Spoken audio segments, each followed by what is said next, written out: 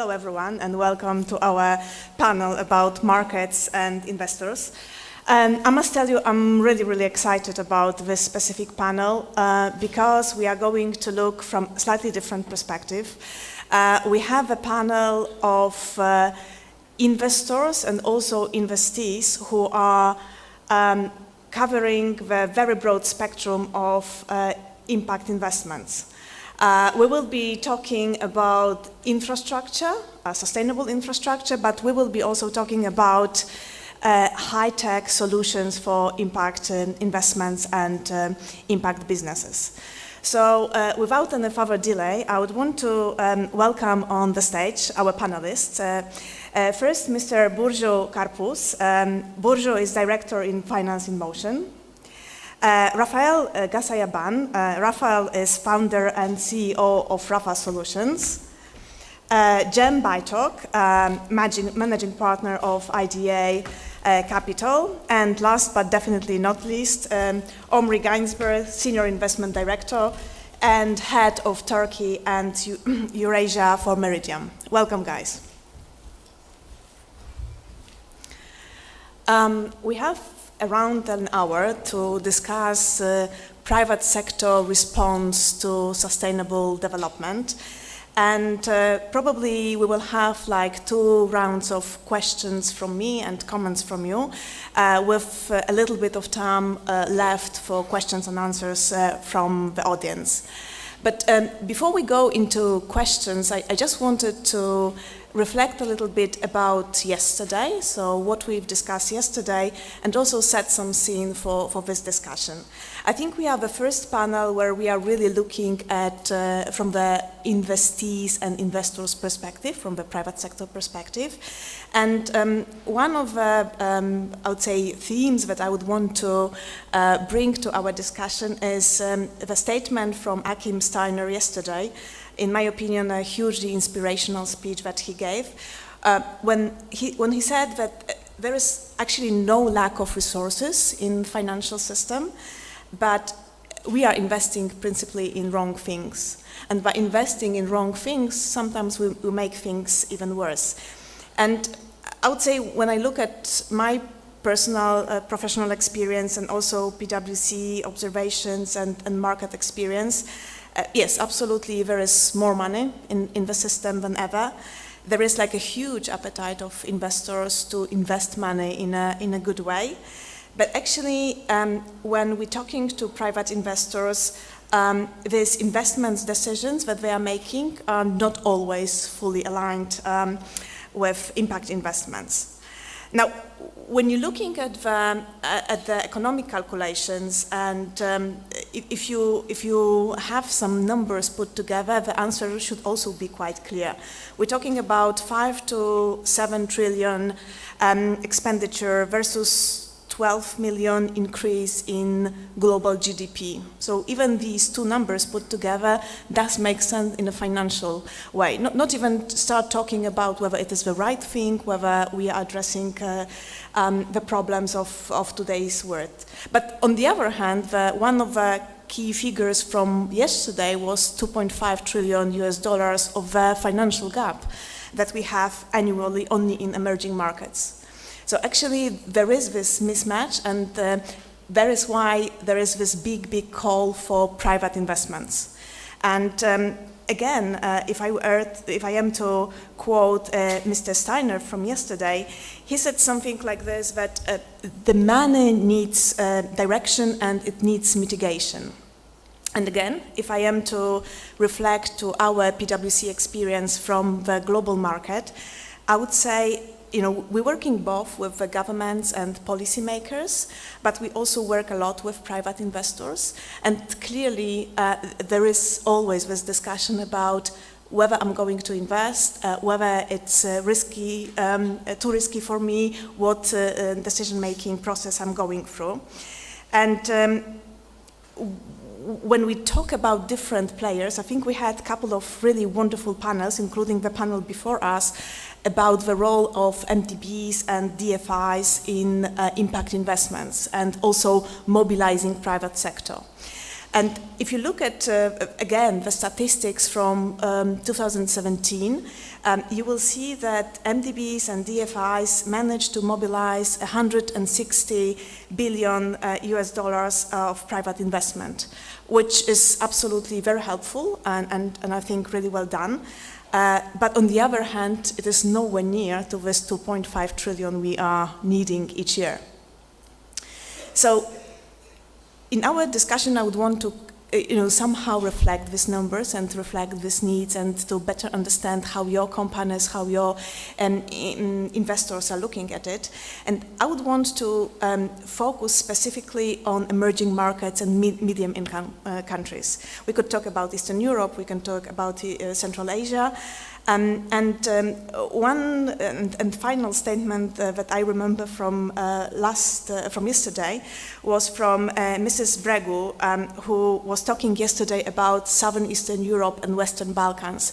And she said something like this, that we're talking about relatively small markets, where the risks are there, the development effort is there, but actually the markets are not comparable as it comes to the volume and capacity when we compare ourselves with other emerging markets like, for example, South Africa or Brazil. So this is also something that the policymakers from that part of the world brought to the discussion, and I would want to better understand, for example, how the investors that you are dealing with are looking at this part of the world. So finally, how I see the ambition for our panel.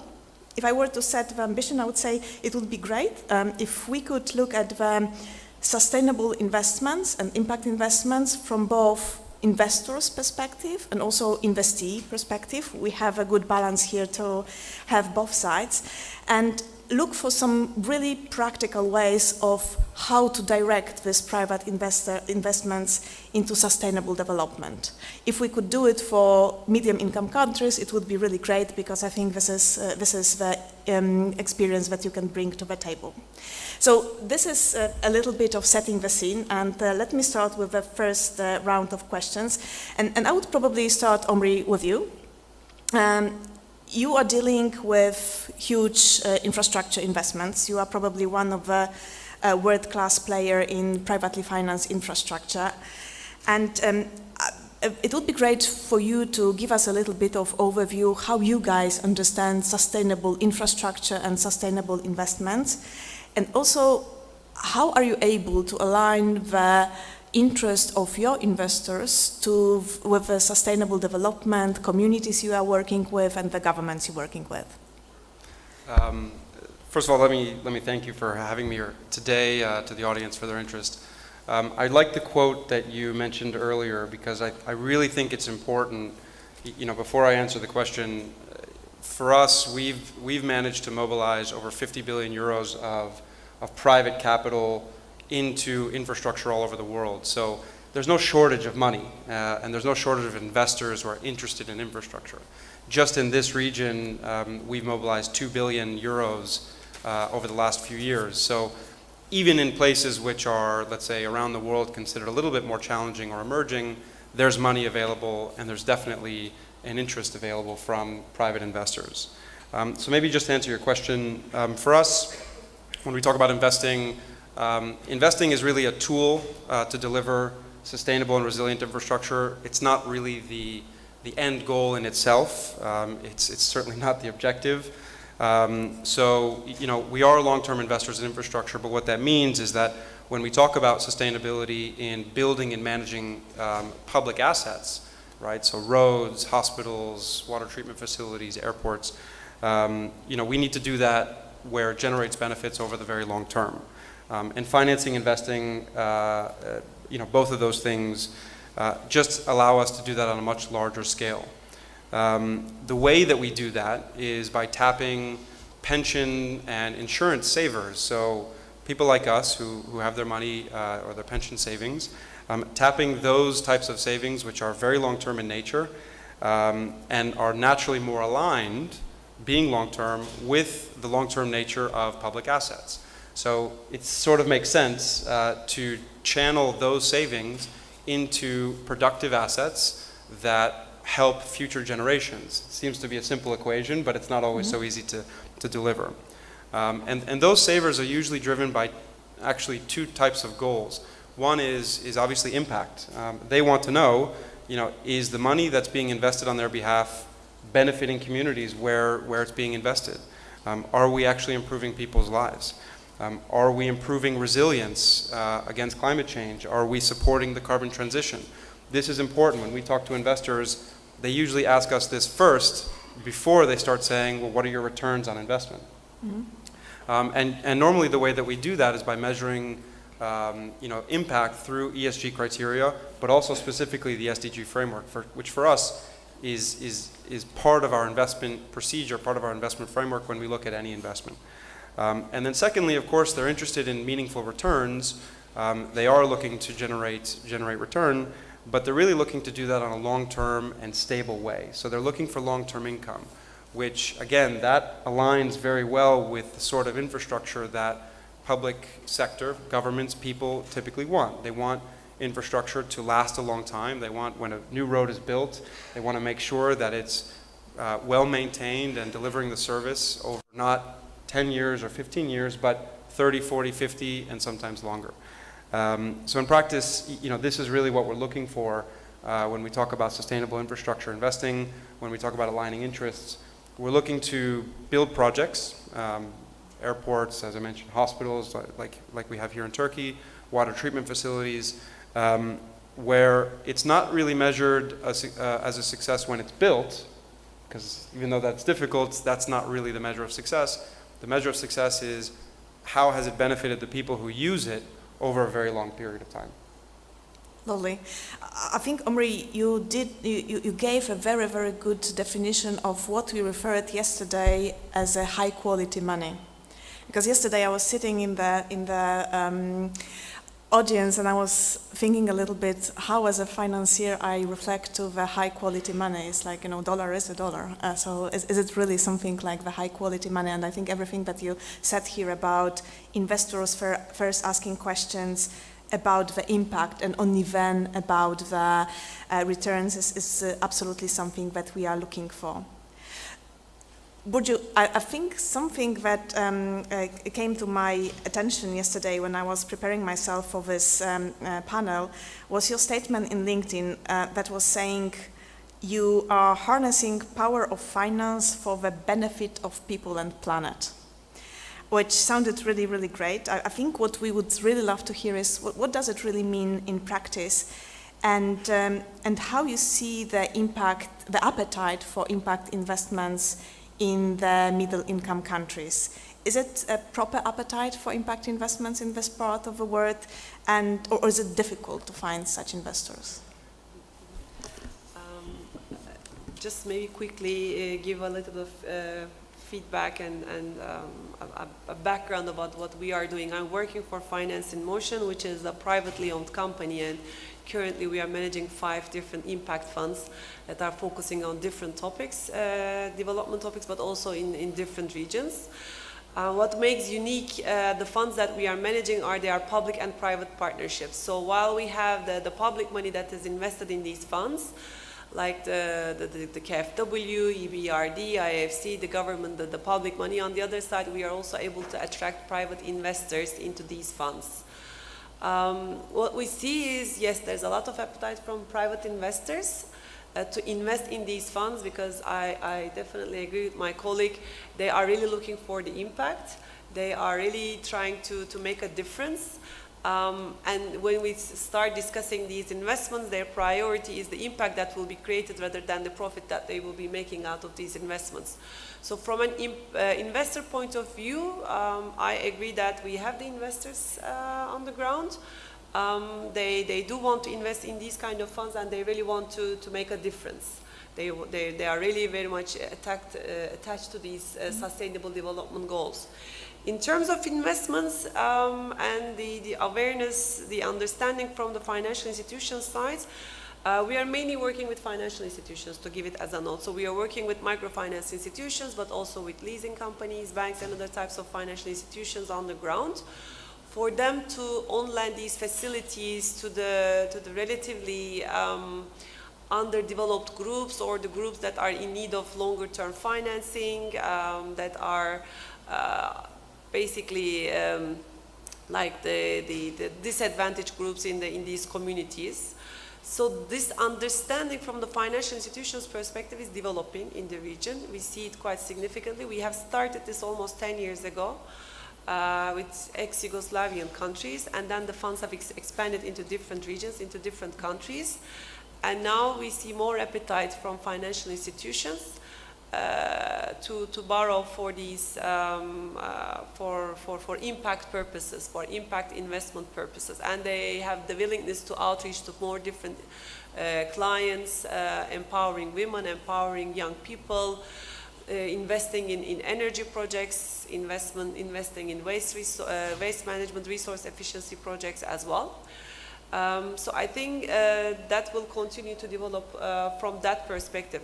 But one thing that we are also doing is we are also providing a lot of technical support to these institutions, because providing the financing all by itself doesn't really create the difference, because you also need to create the understanding internally in these institutions from the employees' perspective, but also in terms of how they will reach to these clients, but also you need to support their infrastructure, but you also need to make sure that they are being more digital to offer new solutions and new products to these clients as well.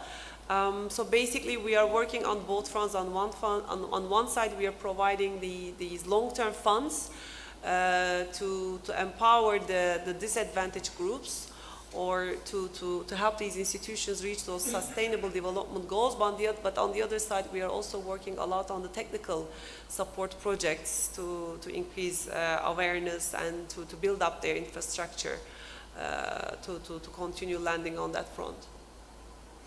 Thank you so much. You know, whenever I hear about the technical assistance and support, it's something that is very, very close, I think, to our heart.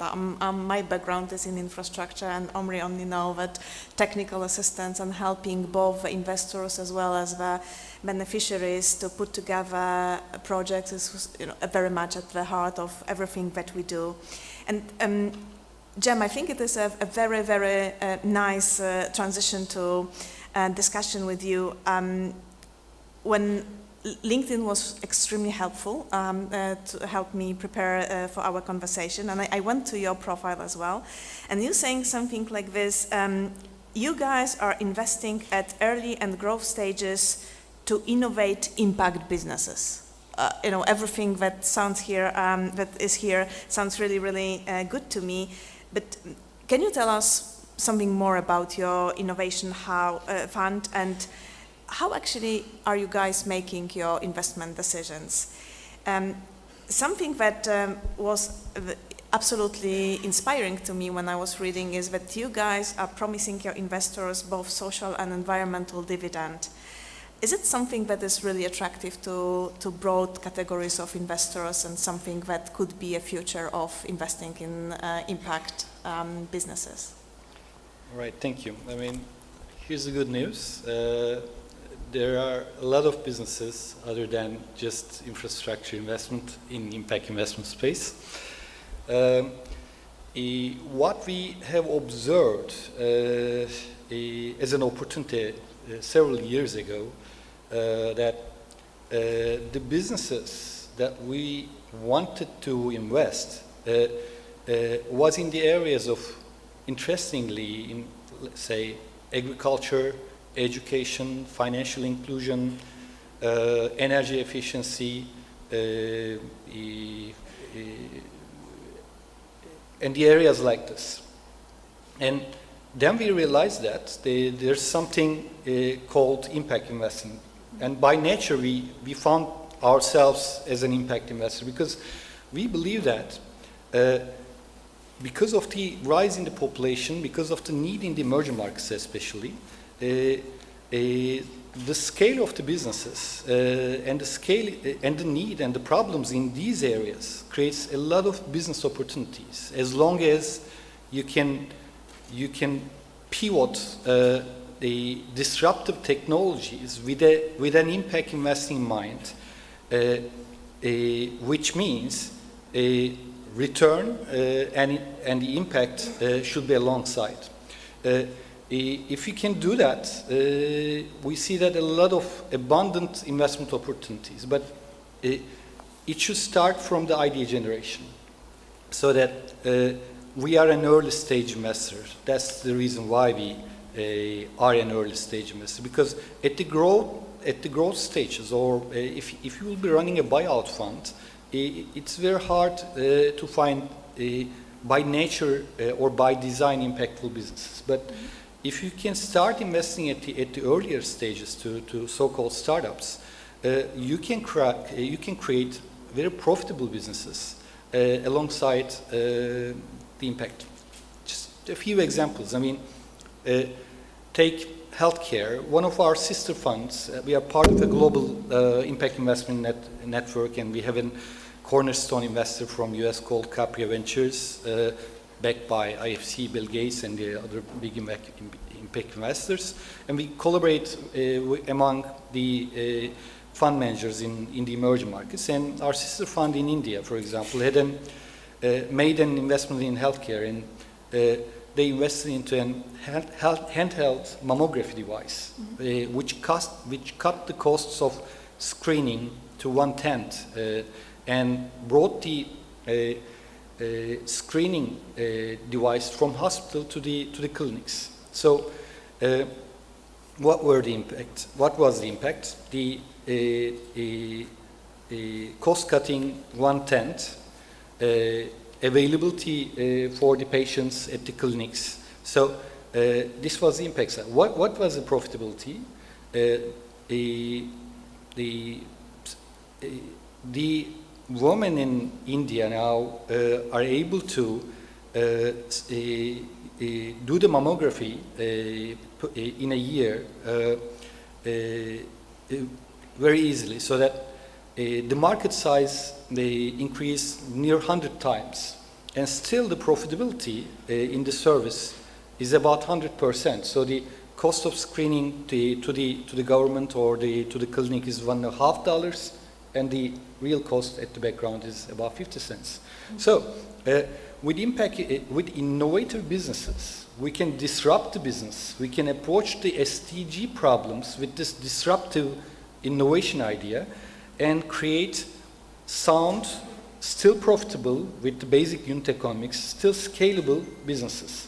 So we are investing into these businesses. One critical area is that in order to create the scale and in order to create great returns that is compatible compatible and competitive with the other VC industry investments, we should be reaching to a larger market. For example, take Turkey, 80 million people, just about $800 billion GDP, but it's not enough. I mean, our rule of thumb, according to our calculations, we should be reaching a market size of somewhere around 400 million people with a collective consolidated GDP of somewhere around of $4 or $5 trillion. So where those markets are, US itself is such a market. Europe is a market like that as well, but the impact potential is limited in these developed markets. So if we would like to be focusing, creating massive impact through innovation, we should be creating businesses that can go beyond the country where it emerged. So this is what we are trying to do now. Yes, there is potential, but the approach should be in that scale should be created by expanding our regions. Not only CEE, not only MENA, but take the emerging markets as a whole market.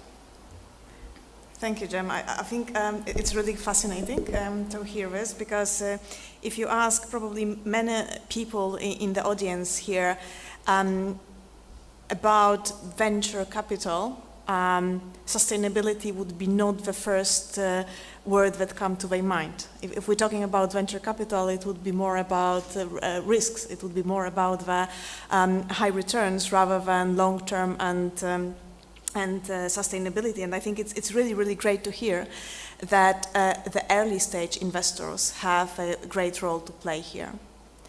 And again, it would be a very, very good transition to right now to you, Rafayel, because you are one and only representative on this panel who is not an investor, but you represent, you know, types of the companies who are normally looking for investors.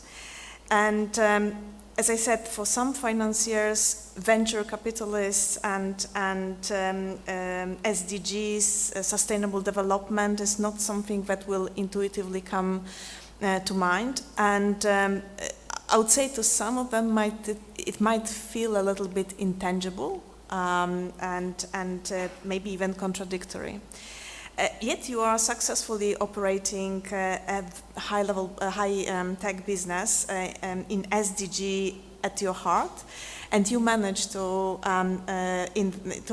find financing for your company. You're acting globally out of Armenia, high-tech business with SDGs as part of one of your agenda. How do you do this? What is the real impact that you're giving to impact businesses, but also what would you say to investors to make them aware of these business opportunities like yourself? Thank you very much for inviting me, and it's my honor to be on the panel. Actually, what Jem mentioned and what he was expressing about the importance of the companies looking into their businesses, even though, but basically doing impactful work, they still need to be a profitable business. That's very much close to my heart, like what we are doing with our company, and and also the expansion. When you mentioned about the importance of expanding from the emerging market, our company was established and we operate majorly from Armenia, but at the same time, the whole market that we're targeting, it's outside of Armenia, and the reason behind is that the market is much bigger there, and at the same time, the impact that we can have, it's much bigger. So before I introduce about what we are doing and how much successful or how it's going on, I would like to express my opinion regarding Agnieszka's in the beginning when you mentioned about the how the financing is going right or wrong on the perspective of the SDGs and financing the companies both in the private sector as well as the public sector. One thing to mention, and this will transition towards our product introducing our product.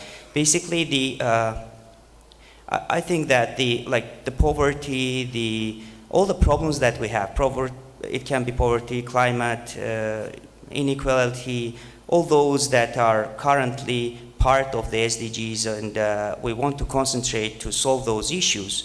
If we look back into the incentives or how those problems were created, we'll notice that it's somehow related to people.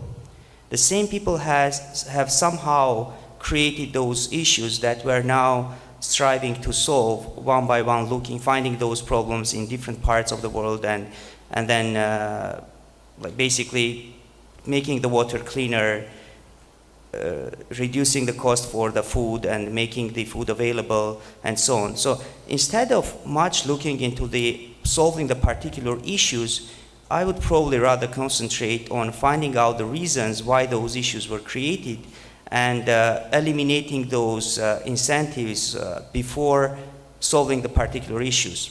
So if we look into that, I think the major problem is the education. Basically, if people are more educated, all those issues, or at least majority of those issues, will actually disappear.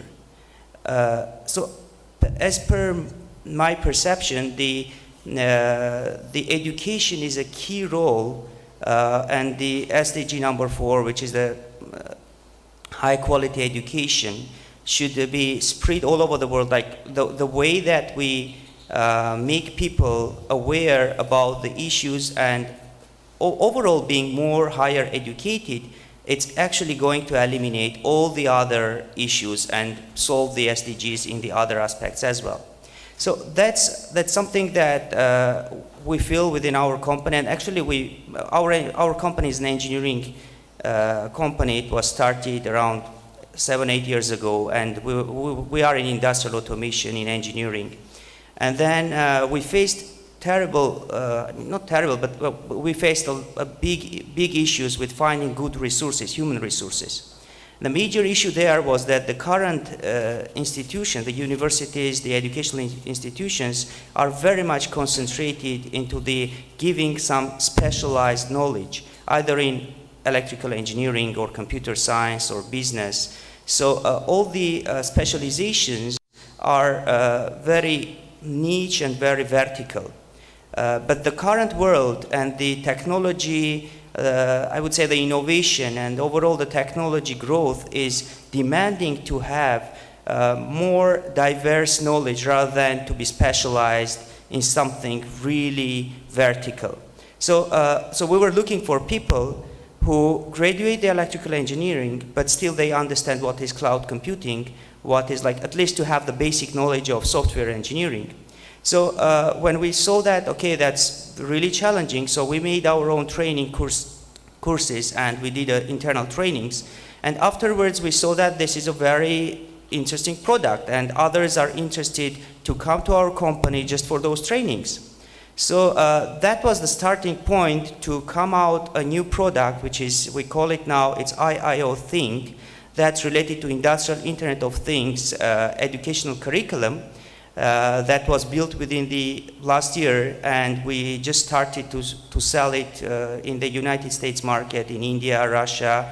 We have got even a customer from Japan. So we started to sell the content, the curriculum, together with some project-based laboratories and some equipment that we partner with well-known international multi-billion companies to sell their hardware products. So then we understood that selling the content is really challenging. And if you look into that just as a business point of view, because the content is something, it can be easily just basically copied, or it's like a text. So so that's when we understood that we are in a very impactful, like the education and changing the education, especially if you want to target the big audience, it's not something easy to be done just selling licenses. So we partner with UNDP, and there is a program called Impact AIM, which we are very proud to be part of as the first ventures to be like, I don't want to say just financed, but basically the network of United Nations, UNDP helped us to make this product more visible to our target audience. So we participated to a couple of conferences and we get a very high demand and visibility. So just to summarize, basically the education and making everyone to be aware what's coming up with the technology, it's really important, as if nowadays the technology is touching probably like maybe 30% of the overall population of the world, but it's increasing with a very high speed, and like the chair that I'm sitting now, it's going to be smart maybe after 5 years. The cars are becoming smarter. The flights, like everything is becoming very much tech, like it includes tech. Even myself sitting here, probably my granddaughter is going to have something in the body, having a technology inside or outside of the body. So we need to prepare the people, not only the technology. The companies grow really fast, and it's difficult to catch up with them. But unfortunately, the education is not catching up. So we need to concentrate on the education. That's what I feel is really important. Thanks, Rafał. I must tell you, I'm really happy that we have smart panelists rather than smart chairs here.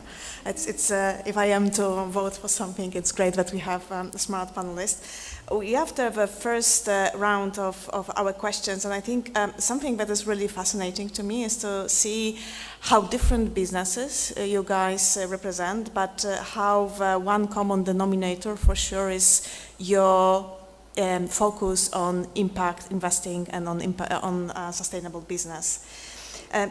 The second part of our discussion, I would want to focus on private sector mobilization and this famous statement from billions to trillions.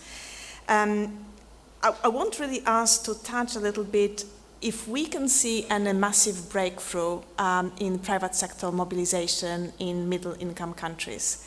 And again, Omri, if you are okay, I will start with you.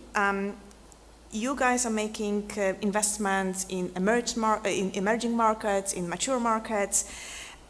What is that you would need to make investments in emerging markets more attractive to you? And do you see any immediate bottlenecks and potential mitigants that could be taken to make investments more attractive and hopefully also cheaper for you? Because we've been talking yesterday a lot about the affordability and the need for cheap capital. Sure. I like this question because actually I can say that we like emerging markets. We were active across many and also across Africa. It's not scary, and as I said before, there's plenty of capital, there's plenty of investors who are very interested in these markets.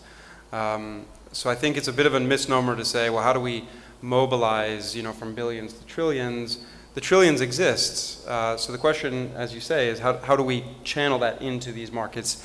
And I think the question is probably best illustrated with an example that I think was brought up on the previous panel, which is the Elazığ Hospital that we actually built, and it's running well. It was financed by, I think, as the EBRD colleague mentioned, it was financed by a green bond, a green and social bond that benefited from a very innovative sort of financial structure that allowed it to be rated higher than Turkey's sovereign rating and thus attract international investors at affordable rates. That's a good example of a financial structure which attracted capital. But as I sort of sense that there's a lot of discussion over how do we innovate in finance, how do we find those structures that unlock. It's not really that unlocked it. I'll come back to that in a moment. Scaling up finance for development should actually not be very difficult. As I mentioned, the mechanisms, the structures are there. There's plenty of support from the multilaterals. They're all super eager to throw money and throw resources and technical assistance in every direction. And as I mentioned, there's plenty of investors who are hungry for it. In this region, so Eurasia, CIS, I think there's two main challenges which are not unlike other regions around the world, even in some mature, quote-unquote, mature countries. Number one, I think one of the main bottlenecks is the lack of institutional or administrative capacity. So what that means is, do public agencies, do governments, ministries have the right resources? Do they have the right staff? Do they have the right experience? Right, this is a key question I think Agnieszka, you're familiar with, in carrying out and procuring these important projects. It's especially important in infrastructure because it's so impactful, it's so wide-ranging that you really need to think about all these things. Key questions, that people need to ask. First question that we always ask when we engage with government is, number one, have you identified what the public actually needs? Is the hospital you're planning to build needed?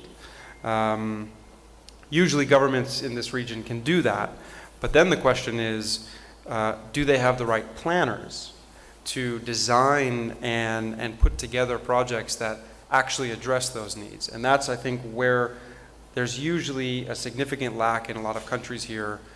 They know what they want to build, but they don't know just how to get there.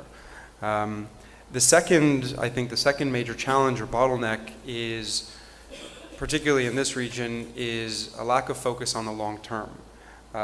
So I mentioned earlier, a lot of people and a lot of governments will say, I really want to build this airport, I really want to build this hospital, I really want to build this highway, and let's just get it open as soon as possible. That might be nice as a sort of a political message, but the short-termism is usually detrimental to the long-term impact. You know, when you're thinking, I mean, if you take a water treatment, for example, a water treatment plant, and you build it, and you have a nice ribbon cutting ceremony, and it may get a few more votes, the real question for people who use the water treatment facility is it still producing drinking water in 20, 30 years? Mm-hmm. That's the real measure of success. And I think, you know, here in this region, there's often a little bit of a lack of focus on what will the project look like in 20 or 30 years.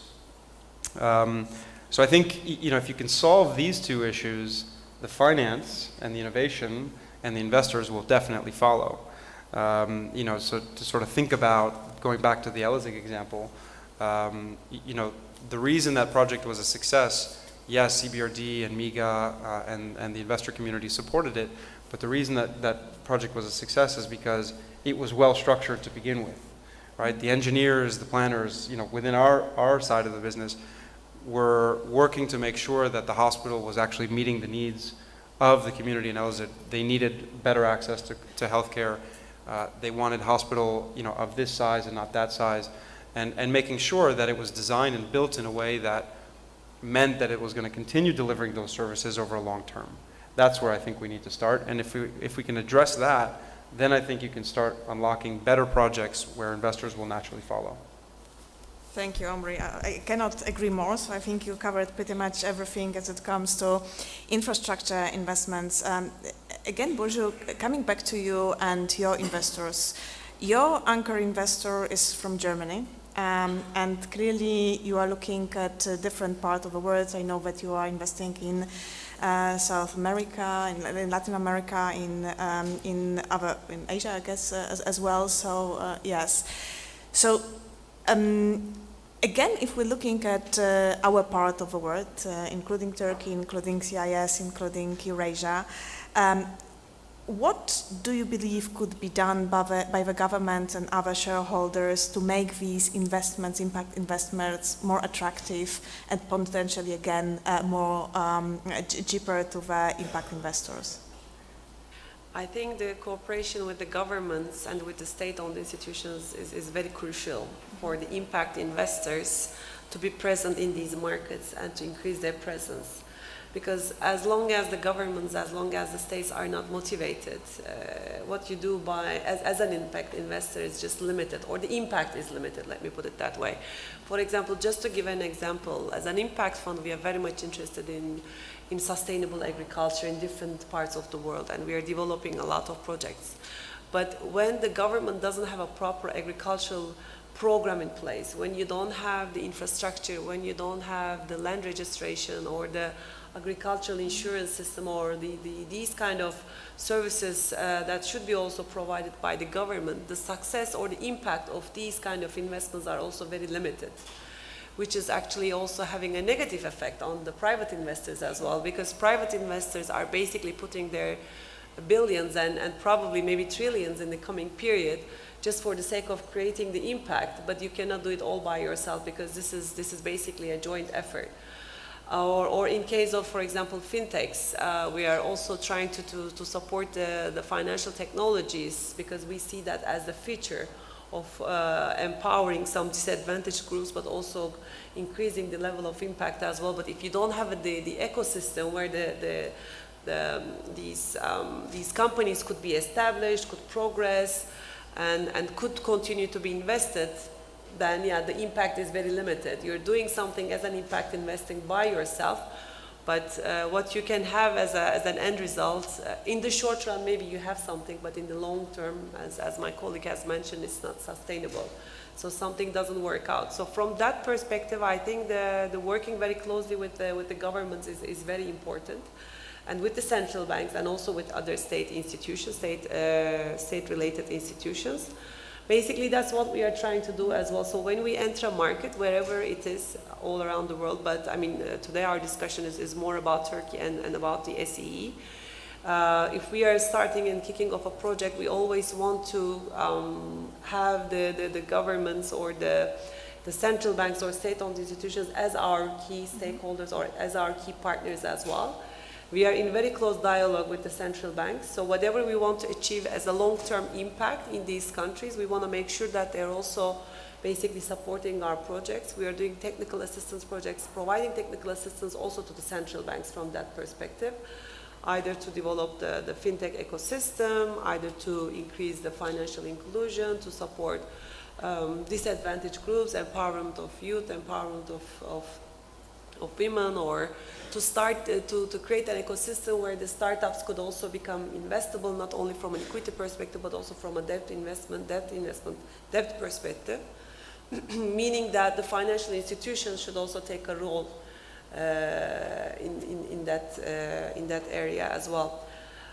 So yes, I think without the understanding from the governments, from the central bank, that they are a very much a crucial part of this whole puzzle, I think creating an impact and attracting more investors, whether it's the state or public money, or whether it's the private money, I don't differentiate. It's going to be a lot more difficult. And maybe just to add on top of that, specifically regarding the financial sector, because we are investing mostly through the financial institutions, especially through microfinance institutions, which we see as very crucial still in the whole region in terms of creating impact-driven investments through smaller institutions. I think the regulation of the system, the regulation of the sector is very important. So this is something that the central banks should be taking very seriously. We see a significant improvement, especially in the last 10 to 15 years. It's not only the regulation of these institutions financially regarding their capitalization, regarding their profitability and so on, but also regarding basically the management of these institutions from a governance perspective, from ownership perspective, from management perspective. These are also very important for us because we can outreach to these, like companies or projects, whether it's the infrastructure project or other projects, as external investors. But I think the easiest and the most efficient way to create the impact and to outreach to those people in these countries and to those projects are basically through the local financial institutions.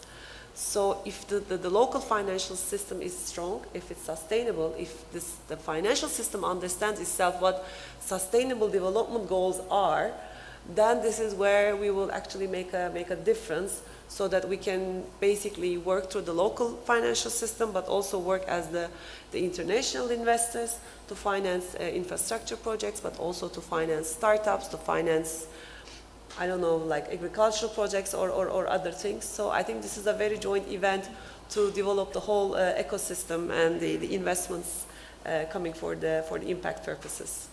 Thank you, Burcu. I think something that definitely came to my attention was this sustainable and inclusive ecosystem that is needed, and all parties have a role to play.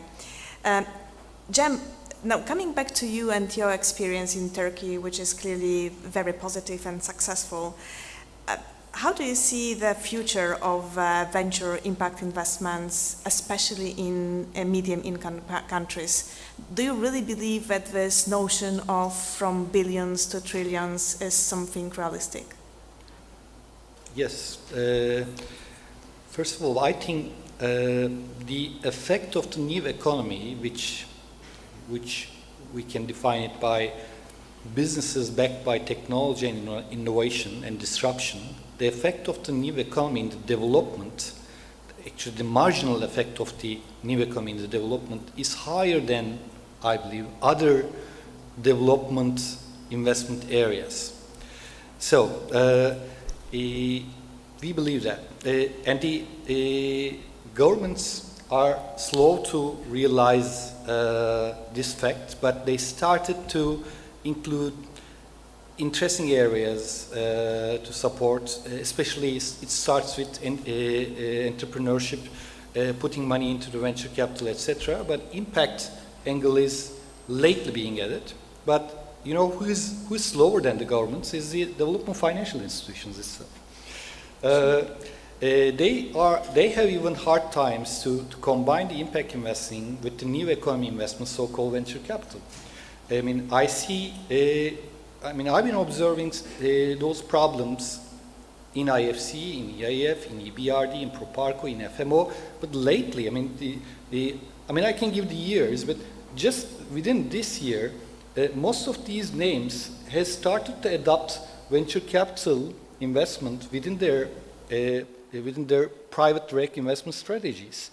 And some of them lately started to add impact angle into this and combine. I believe that since the marginal effect in the development is higher, that investment flow will be higher. Coming back to my experience in Turkey, our government realized that the entrepreneurship and venture capital sector should be enlarged. So they initiated a program last year, a two-folded program where at one side TÜBİTAK, the Turkish Science and Technology Development Agency, Research and Development Agency, and at the other side Treasury, created a venture capital investment funding program for the fund managers like us. And they convinced, TÜBİTAK convinced universities, created a grant mechanism to let them to be the investors into the venture capital funds. And last year, and we chased after many universities with other GPs like us, with other venture capitalists. And in Turkey, we were the only fund manager who had an impact investment strategy. So what happened? 10 fund managers has been chosen by 23 universities in Turkey. 11 of those universities has chosen us. And for example, one was Elazığ Technopark, which is owned by Elazığ University, and they have a medical school. So these 11 universities commercially looked at other funds and have chosen us. So that makes a sense for, in terms of the impact investment, return and impact can make sense. And now Turkish Treasury is becoming a direct investor into our fund, and that story is now becoming a compelling story for other private players. So telco companies, energy companies, utility companies now are discussing with us to become investors, as like the other funds and DFIs. So it's a snowball effect, and it's a growing market, not only for us, but we are observing the similar scenarios in India, in South Africa, in Brazil, so it's a growing area. Great to hear. Amelia? Because I want to pick up on something that Jem and Burcu both said. This idea of, SDG 17 partnerships is critical, especially in this region and emerging markets. I think one area, because I've been hearing this question from others, one area where organizations like the UNDP, the multilateral institutions can really help is encouraging governments to engage more with private sector to develop these types of partnerships. I think it's a great example, but it's also something that will be needed to not only deliver, infrastructure in my world, but, innovative schemes in new businesses, in education, in healthcare, definitely on the financing, in the financing world.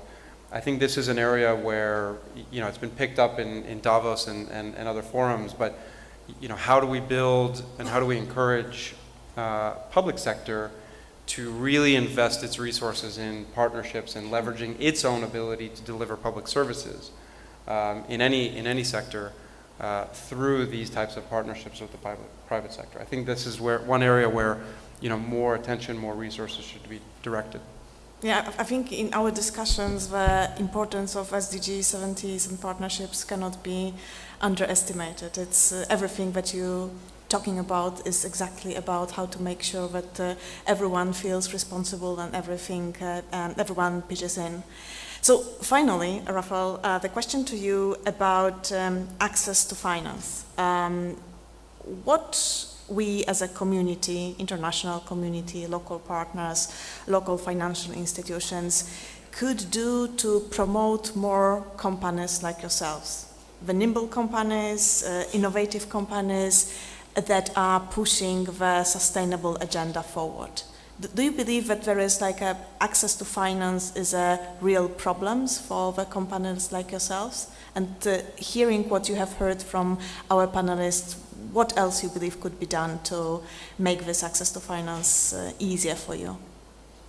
Okay, thank you very much for the question. I don't think it's the biggest problem is in finance, first of all. But of course it can, I mean... That's good to hear. Yeah, if you have got a very good product and valuable, something that can give a very good impact and value for the customers, in our case students and people who are in the education and they want to learn something for the future. So then it can, I mean, you will be able to penetrate that. So it will be sold, it will be at the end delivered. But there is a very big, I would say, but, which is basically to scale that with the speed that we want and to make it really available to everyone is almost impossible if you just, without having any external financing. So if we go with the routine way, with the way that we are now selling it, which is the B2B, selling like business to business, selling to the universities, sometimes through some funds, through some tendering, and maybe even engaging Ministry of Education. But that's in that way, it cannot scale much. But if somehow supported by organizations like UNDP, like World Bank, like other bigger financial institutions, I think it can be possible to start promoting that through the governments. Like transformation from B2B to B2G, that's something that can help for smaller organizations like us to penetrate an interesting and valuable product to a bigger audience. And the challenge there, it's not only the financial side, the money, but it's more on making it easier and accessible, the mechanism how to deal with governments. Many times the bureaucracy, the paperwork and the process of being engaged, like working with government, for the company of size like several tens of people, it's almost impossible. Like you need to have many people working to just make that happen. Not on the technical, not on the development side of the product, but on the technical side of organizing that. So probably just to summarize, of course, we're looking for some investment for the future scaling of the product, and changing the business model from B2B to B2G. That's probably what we're looking at. That's really an interesting insight, because most of the time when we're having these discussions is about money, and this gap is there, but it's really good to hear that being an innovative company, even more than for money, you're looking for this access to market, and this is where the government has the role to play. Thank you so much, guys. I know that we're standing between yourself and lunch. So we have a couple of minutes left. If you want to ask some questions or make some comments, now is the time. So I will pause here for a while to see if there is any questions or comments to make. I don't see any, which is nothing unusual given that it's a lunch break in front of us. If you are okay, I will summarize our panel. I think it was quite an amazing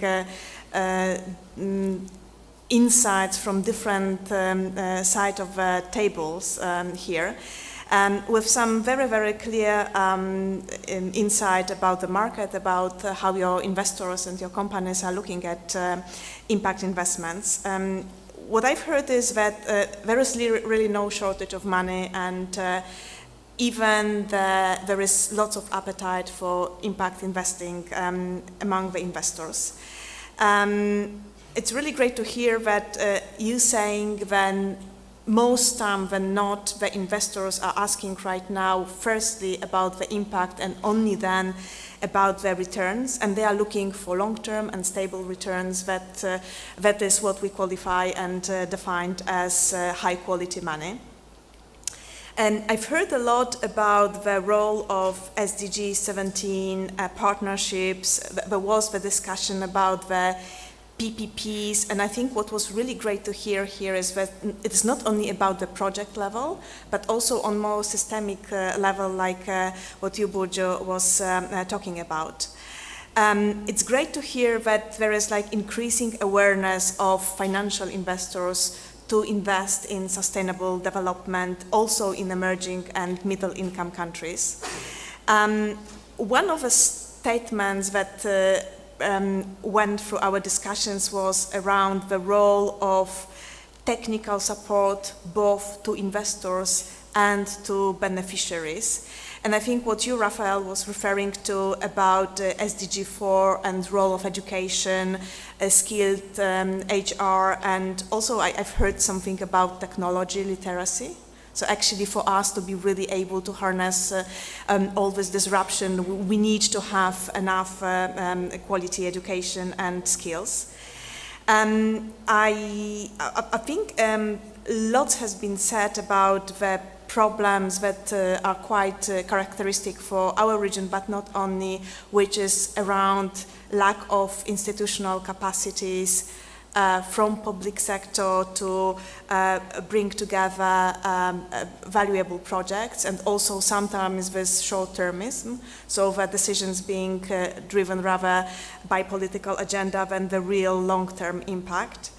And finally, what I think was like one of the most pervasive messages that we had here, which is very much in line what Achim Steiner was also referring to yesterday, was the need for smart public policy. This is what he said, that actually if we really want to do things differently, we need to have different, smarter public policy. And I would conclude that lots of our discussion was around the dialogue, around the impact investments between the governments, between the SOEs and the investors universe, to create really a consistent ecosystem that people will be able to have a real impact on the investments in the long term. And I think the final point about what the SMEs, innovative companies are looking for, and I think it was both from you, Jem, and from you, Raphael, was this access to market. And I've heard about the access to global market, that actually most of the solutions, especially disruptive solutions, are not only to be done in one specific country, but they can be used pretty much around the world, and this is how we can make the impact. And actually, if we really think about having a great impact on the countries and the citizens, there needs also to be less of a red tape and more willingness from the public sector as well to adopt and to attract this innovation and disruption in the market and to drive long-term sustainability. So I think this is what I've heard. In my opinion, it was a very informative panel, and thank you so much for sharing your insights with us. I would want you to join me with thanking our fantastic panelists in sharing their insight, and thank you so much for paying attention to our panel.